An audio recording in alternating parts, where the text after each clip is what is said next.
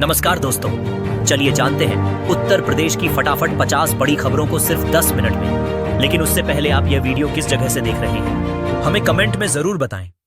उत्तर प्रदेश के सरकारी स्कूलों में शिक्षा के तरीकों में बदलाव का दौर चल रहा है। अब कई कक्षाओं के बच्चों को एनसीईआरटी की किताबों से पढ़ाया जाएगा, जिससे उन्हें राष्ट्रीय स्तर पर एक समान शिक्षा प्राप्त होगी। सरकार का मानना है कि इससे बच्चों की तैयारी प्रतियोगी परीक्षाओं में बेहतर होगी।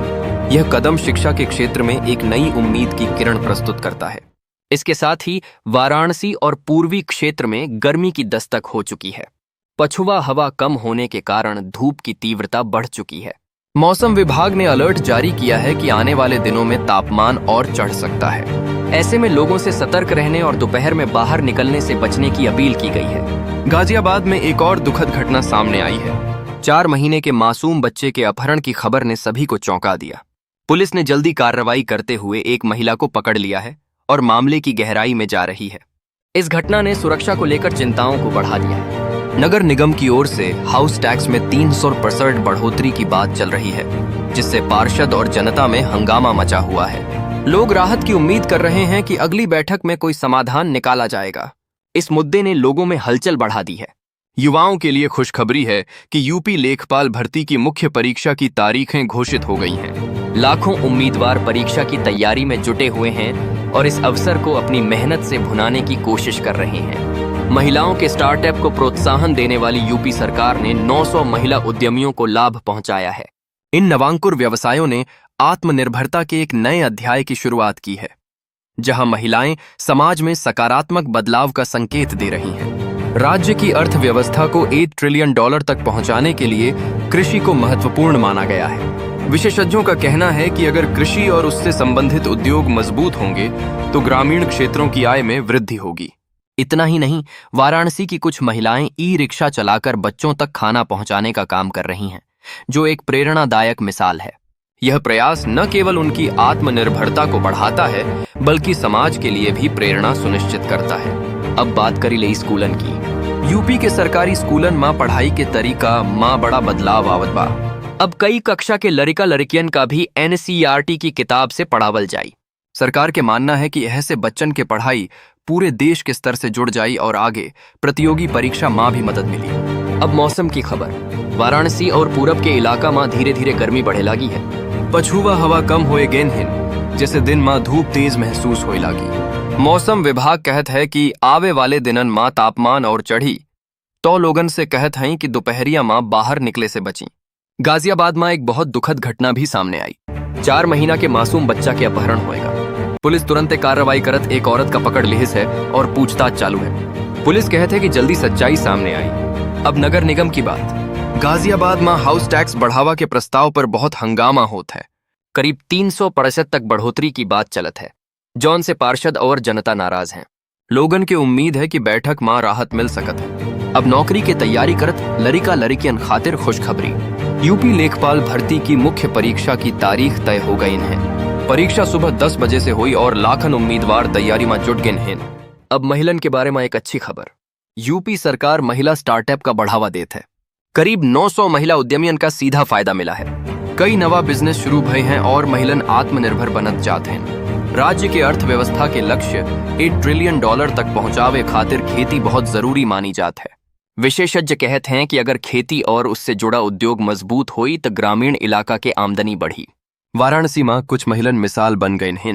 ई रिक्शा चला के बच्चन तक खाना पहुंचावत हैं। ई काम से वो घर भी चला रही और समाज में प्रेरणा भी देते हैं। अब मियाँ वाकी जंगल का मामला। वाराणसी में बनल छोट जंगल पर विवाद खड़ा होएगा। कहते हैं कि कई पौधा के सही देखभाल ना भई और कुछ जानवर खा गए। लोग अब पूछते हैं कि जिम्मेदारी काहे ना निभाई गए। एक और बड़ी सुविधा डबल लेन रेलवे अंडरपास बनत है। ऐसे करीब 5 लाख लोगन का फायदा मिली और जाम से छुटकारा मिली। चैत्र नवरात्र पर ज्योतिषाचार्य बतावत हैं कि माता का पालकी पर आना शुभ न, लेकिन गज पर प्रस्थान अच्छा संकेत है। भक्तन मां चर्चा तेज है। अब हवाई यात्रा की बात। वाराणसी और नवी मुंबई के बीच नई फ्लाइट शुरू भय है। ऐसे व्यापार और पर्यटन दोनों मां फायदा मिली। बुंदेलखंड में 88 करोड़ से 40 सड़क बनत है। ऐसे गांव गांव के संपर्क बढ़ी और विकास तेज हुई। एक अनोखा प्रयोग। वाराणसी के स्कूल में एक दिन खातिर छात्रा का प्रधानाध्यापक बनावा गवा। ऊ स्कूल के व्यवस्था देखिस और सुझाव भी देस। संपूर्ण समाधान दिवस में अधिकारी सीधे जनता की समस्या सुन के तुरंत निपटारा करते हैं, जौन से लोगन का राहत मिलत है।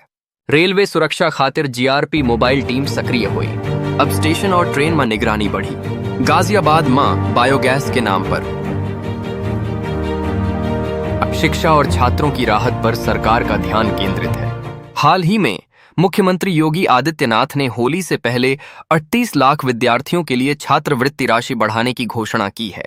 कक्षा 9 और 10 के पिछड़े वर्ग के छात्रों के लिए यह स्कॉलरशिप अब 3,000 रुपये कर दी गई है। यह निर्णय इसलिए लिया गया है क्योंकि सबसे ज्यादा ड्रॉप आउट इसी स्तर पर होते हैं। ऐसा करने से सरकार का उद्देश्य है कि आर्थिक मदद के द्वारा छात्रों को स्कूल से जोड़ा रखा जाए।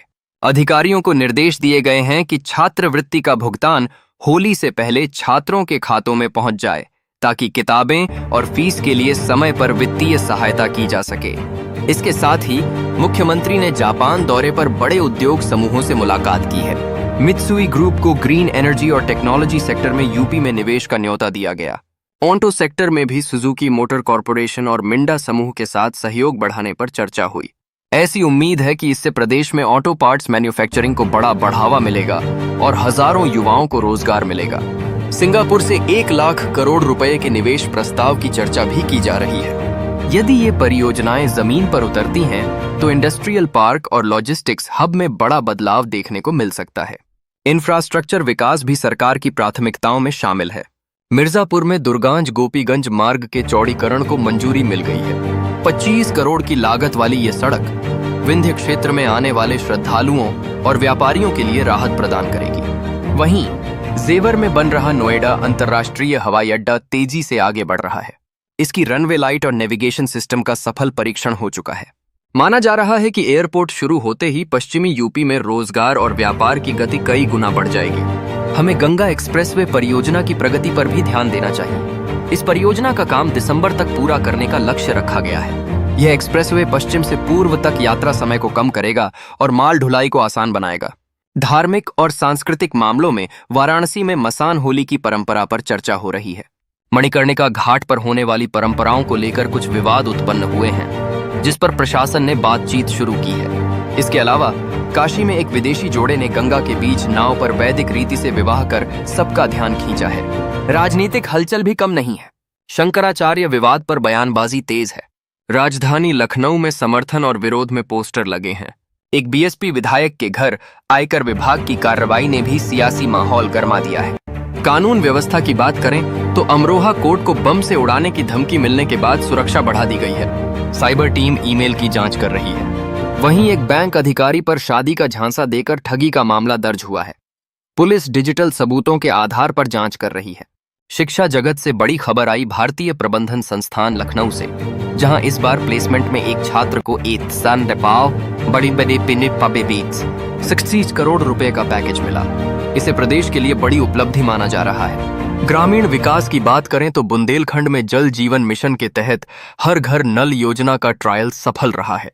अब महिलाओं को दूर से पानी लाने की जरूरत नहीं पड़ेगी। सहकारी बैंकों से फसल ऋण पर ब्याज घटाकर 6% किया गया है, जिससे किसानों को राहत मिलेगी। ई कृषि यंत्र पोर्टल को और पारदर्शी बनाया गया है ताकि किसान सब्सिडी की स्थिति मोबाइल से देख सकें। युवाओं के लिए 20 नए इंक्यूबेशन सेंटरों को मदद दी गई है। ITI में AI और रोबोटिक्स कोर्स शुरू करने की तैयारी है। AI और साइबर सुरक्षा का मुफ्त प्रशिक्षण देने की योजना भी बनाई गई है ताकि युवा भविष्य की नौकरियों के लिए तैयार हो सके। शहरी विकास में मेरठ में smart traffic system, ring road और फ्लाईओवर योजना पर काम शुरू हुआ है। अयोध्या को सोलर सिटी बनाने के तहत सैकड़ों सोलर स्ट्रीट लाइट लगाई गई हैं। नगर निगमों में भी सोलर पैनल लगाने की योजना आगे बढ़ रही है। होली के मौके पर रेलवे ने अतिरिक्त ट्रेनें चलाने और रोडवेज ने बसों की संख्या बढ़ाने का फैसला किया है ताकि यात्रियों को राहत मिल सके। वृद्धावस्था पेंशन की अगली किस्त भी त्योहार से पहले जारी करने की तैयारी है। आंगनबाड़ी कार्यकर्तियों के मानदेय में बढ़ोतरी, शिक्षकों के लिए कैशलेस इलाज सुविधा, डिजिटल लाइब्रेरी योजना, MSMI के लिए नए औद्योगिक क्षेत्र, मत्स्य संपदा पार्क, आधुनिक डेयरी प्लांट और नगर विस्तार योजनाएं, ये सभी कदम संकेत दे रहे हैं कि प्रदेश में विकास की रफ्तार को बहुआयामी बनाने की कोशिश की जा रही है। गंगा एक्सप्रेसवे निर्माण की समीक्षा में दिसंबर तक काम पूरा करने का लक्ष्य दोहराया गया। अधिकारियों ने बताया कि कई हिस्सों में काम तेजी से चल रहा है। पूरा होने पर पश्चिम से पूर्व तक यात्रा समय घटेगा और व्यापारिक माल ढुलाई भी आसान हो जाएगी। अयोध्या को सोलर सिटी बनाने के लक्ष्य के तहत सैकड़ों नई सोलर स्ट्रीट लाइट लगाई गई। अयोध्या प्रशासन का कहना है कि इससे बिजली खर्च घटेगा और रात में रोशनी बेहतर होगी। आगे सरकारी इमारतों पर भी सोलर पैनल लगाने की योजना। सबसे पहले मैं बात करता हूं आज के खास पर्व और धार्मिक महत्व की। आज का दिन बहुत ही विशेष है क्योंकि इस बार चैत्र नवरात्रि में तिथियों को लेकर थोड़ा मतभेद देखने को मिल रहा है। इसी कारण इस साल रामनवमी का पर्व 26 और 27 मार्च दोनों दिन मनाया जा रहा है। रामनवमी के दिन भगवान श्री राम का जन्म हुआ था, जो भगवान विष्णु के 7वें अवतार माने जाते हैं। त्रेता युग में अयोध्या के राजा दशरथ के यहाँ उनका जन्म हुआ था। मैं आपको यह भी बता दूं कि आज माँ दुर्गा के 8वें स्वरूप माँ महागौरी की पूजा की जाती है। आज के दिन कन्या पूजन का विशेष महत्व होता है। सुबह 6:18 बजे से ही कन्या पूजन का शुभ मुहूर्त शुरू हो गया है और पूरे दिन यह पूजन किया जा सकता है। इस खास अवसर पर मैं आप सभी को दुर्गाष्टमी और रामनवमी की हार्दिक शुभकामनाएं देता हूं। अब मैं बात करता हूं छुट्टियों और सरकारी फैसलों की। उत्तर प्रदेश सरकार ने बड़ा फैसला लेते हुए 26 और 27 मार्च दोनों दिन रामनवमी का अवकाश घोषित किया है। इस कारण से कई सरकारी दफ्तरों में लगातार 4 दिन की छुट्टी देखने को मिल सकती है, खासकर उन जगहों पर जहां शनिवार और रविवार भी अवकाश रहता है। इसके अलावा शेयर बाजार भी आज बंद रहेगा और कई शहरों में बैंक हॉलिडे भी रहेगा। अब मैं आपको अंतर्राष्ट्रीय खबरों की ओर ले चलता हूं।